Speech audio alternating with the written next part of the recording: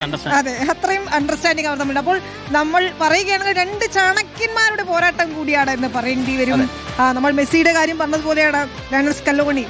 അദ്ദേഹം ഈ പറഞ്ഞതുപോലെ ഉണ്ടാക്കിയ തന്ത്രങ്ങൾ അർജന്റീനയെ ഇതുപോലെ വാർത്തെടുത്തിട്ടുണ്ടെങ്കിൽ, ലോകകപ്പ് അർജന്റീനയുടെ കയ്യിൽ എത്തിച്ചിട്ടുണ്ടെങ്കിൽ അതിൽ ആ പേര് മെസ്സിക്കൊപ്പം അല്ലെങ്കിൽ മെസ്സിക്ക് അപ്പുറം എന്ന് വേണമെങ്കിൽ നമുക്ക് പറയാം. എന്തായാലും അപ്പോൾ സ്കലോണി ഉണ്ട്, സ്പാനിഷ് പരിശീലകൻ ലൂയിസ് ഫ്യുവന്റെയും നമ്മൾ മറന്നുപോകും. കാരണം അതെ, തന്ത്രങ്ങൾ എന്ന് പറയുന്നത് എപ്പോഴും സ്പെയിനിന്റെ ഈ പറഞ്ഞ പോലെ നമ്മൾ പാഠപുസ്തകത്തിൽ പഠിച്ചത് പരീക്ഷയ്ക്ക് എഴുതുന്ന പോലെയാണ് എപ്പോഴും സ്പെയിൻ കളിക്കുക, അല്ലെ?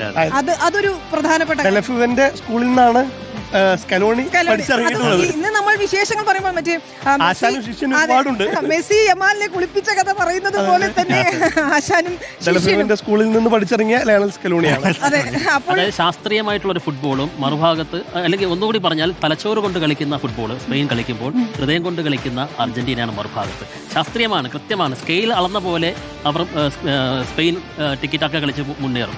മറുഭാഗത്ത് അവർ കുറച്ചുകൂടി കലാപരമായിട്ട് കളിക്കും എന്നുള്ളതാണ് നമുക്ക് ഈ രണ്ട് മത്സരങ്ങളിൽ, രണ്ട് സംസ്കാരങ്ങളുടെ പോരാട്ടം കൂടി പറയാൻ.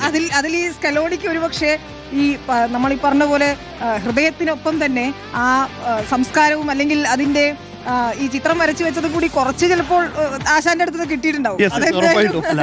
അതിലെ നേരത്തെയൊക്കെ അർജന്റീനയൊന്നും ഹൃദയം കൊണ്ട് കളിക്കുന്നവരാണ്. പക്ഷെ ആ ഹൃദയം കൊണ്ട് കളിക്കുന്നവരെ അതിവൈകാരികതയ്ക്ക് കീഴ്പ്പെടുത്താതെ, സാധാരണ നമ്മളൊക്കെ കാലങ്ങളായിട്ട് കളി കാണുന്നവരാണ്.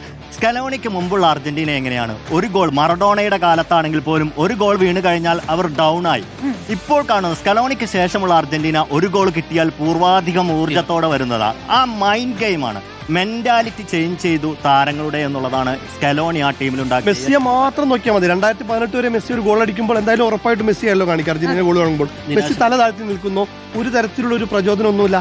ഇത് പക്ഷേ ഗോൾ, ഇംഗ്ലണ്ടിനെതിരെ ഗോൾ വഴങ്ങിയിട്ട് പോലും, സെമിയിൽ ഗോൾ വഴങ്ങിയിട്ട് പോലും കൂളാണ്, അടിക്കാൻ കഴിയുമെന്നുള്ളൊരു മെന്റാലിറ്റിയാണ്. ആ ചാമ്പ്യൻ മെന്റാലിറ്റി തന്നെയാണ് അർജന്റീനയുടെ ഏറ്റവും വലിയ കരുത്ത്. അതെ, ഈ രണ്ട് കാര്യങ്ങളും നമുക്ക് കണക്കുകളിൽ തന്നെ കാണാൻ കഴിയും. ഈ രണ്ട് പരിശീലകരുടെയും ഇതുവരെയുള്ള പ്രകടനം, ഒന്ന് ലയണൽ സ്കലോണി അർജന്റീനയ്ക്ക് വേണ്ടി എങ്ങനെയാണ് എന്നുള്ളത്, ലൂയിസ് ഫ്യുവന്റെ അതുപോലെ തന്നെ സ്പാനിഷ് ടീമിന് എന്താണ് നേടിക്കൊടുത്തത് എന്നുള്ള കണക്കുകൾ നമുക്ക് നോക്കേണ്ടതുണ്ട്. ആ കണക്കുകളിലേക്ക് വരികയാണെങ്കിൽ ഏറ്റവും മികച്ച രീതിയിൽ തന്നെ വിന്നിംഗ് പെർസെൻറ്റേജ് കൂടുതലാണ് രണ്ട് താരങ്ങൾക്കും, രണ്ട് പരിശീലകർക്കും എന്ന് കൃത്യമായി കാണാൻ കഴിയും. ആ കണക്കുകളാണ് നമ്മുടെ മുന്നിലേക്ക് ഹെലികോപ്റ്റർ വന്നു കഴിഞ്ഞു.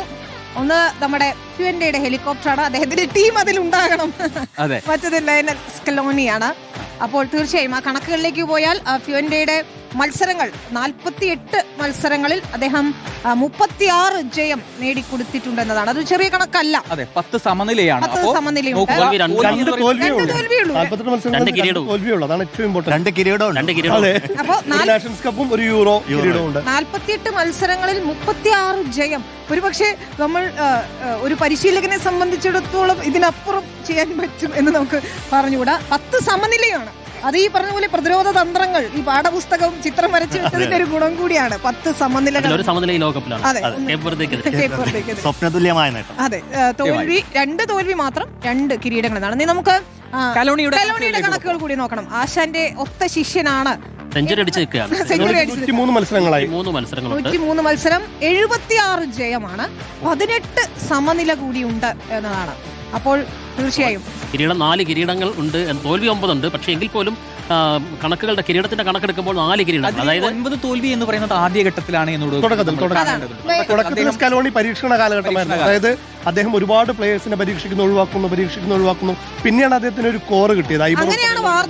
അർജന്റീന തോൽവി ഓർമ്മയുള്ളത് ഏതാണ്? സൗദിക്കെതിരെയുള്ള തോൽവിക്ക് ശേഷം ഏതെങ്കിലും ഓർമ്മയുണ്ടോ നമുക്ക് ആ രീതിയിൽ പറയുകയാണെങ്കിൽ? ലോകകപ്പിൽ പിന്നെ ഇല്ല. ലോകകപ്പിലേക്ക് അവർ വരുന്നത് തന്നെ 36 തുടർ ജയങ്ങളുമായിട്ടാണ്. അത് ബ്രേക്ക് ചെയ്യുകയായിരുന്നു സൗദി അറേബ്യ ശരിക്കും സംഭവിച്ചത്. അതിനുശേഷവും പിന്നെ അവർ തോറ്റിട്ടില്ല എന്നുള്ള വീണ്ടും ഒരു വിന്നിംഗ് സമനിലകൾ സംഭവിച്ചിട്ടുണ്ടെങ്കിലും തോൽവി ഉണ്ടായിട്ടില്ല. ഈ ലോകകപ്പിലും തോൽവികളൊന്നും അറിയാതെ എത്തുന്നു എന്നുള്ളതാണ്. അപ്പോൾ അതാണ് സ്പെയിന്റെ കാര്യത്തിൽ ഒരു കാര്യം കൂടി ആഡ് ഓൺ ചെയ്യാനുണ്ട്. അതായത് സ്പെയിൻ ഈ ലോകകപ്പിൽ 6 ക്ലീൻ ഷീറ്റുകളാണ്. അത് വേറൊരു ലോകകപ്പിൽ ഒരു ടീമിന് അവകാശപ്പെടാൻ കഴിയില്ല. ഒരു ഗോൾ പോലും വഴങ്ങുന്നില്ല, ക്ലീൻ ഷീറ്റ് മടങ്ങുക എന്നുള്ളത്. അപ്പോൾ തീർച്ചയായും ഏറ്റവും കൂടുതൽ ആവേശത്തോടെ നമ്മൾ ഇത്ര ടീമുകൾ മത്സരിച്ചിരുന്നു, അല്ലെ? അത്രയധികം ടീമുകൾ വന്നിട്ടും ഒരു മത്സരത്തിന്റെ ആവേശവും ചോർന്നിട്ടില്ല. ഇപ്പോൾ കേപ്പ് വെറുതെ നമ്മൾ ഇവരൊക്കെ കളിക്കാൻ എത്തിയിട്ടുണ്ടോ വേൾഡ് കപ്പിന്? നമുക്ക് അറിയാത്തൊരു പേര്. അതെ, ആ രാജ്യം ഇന്നിപ്പോൾ എനിക്ക് തോന്നുന്നു കഴിഞ്ഞ ദിവസം ഞാനൊരു ലേഖനം വായിച്ചു, ടൂറിസം ഭൂപടത്തിൽ ഏറ്റവും കൂടുതൽ ആളുകൾ ഇപ്പോൾ സെർച്ച് ചെയ്യുന്നത് കേപ്പ് വെർഡെയാണ്. അവർ ഓണറബിൾ വിസയാക്കി. അതെ, അവർ മുതലെടുക്കുകയാണ്. അത് നമ്മൾ ഈ ഫുട്ബോളൊക്കെ ഒരു രാജ്യത്തിന് കൊണ്ടുവരുന്ന മാറ്റം, ഇപ്പോൾ ബ്രസീലിലെ അർജന്റീനയൊക്കെ ദാരിദ്ര്യം ഇല്ലാതാക്കിയത് ഫുട്ബോളാണ് എന്ന് പറയാറുണ്ട്.